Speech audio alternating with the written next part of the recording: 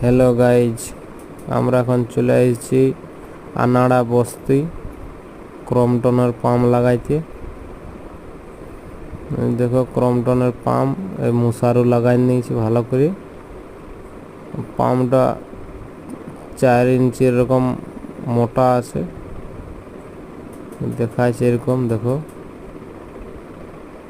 এই দেখো 1.5 HP pump বটে, 18 স্টেজ। পাম্পটা হেভি তাগড়া আছে। এই দেখো পাম্পটা, এটা এখন পুরো তার বেন্ডিং চলছে। আর অ্যাডাপ্টারটা এই ছেলেটা খুঁজছে। এই দেখো লুকু বাঁধার রকম ভাইলছে ছেলেটা। হ্যাঁ, রেঞ্জ দেখাও,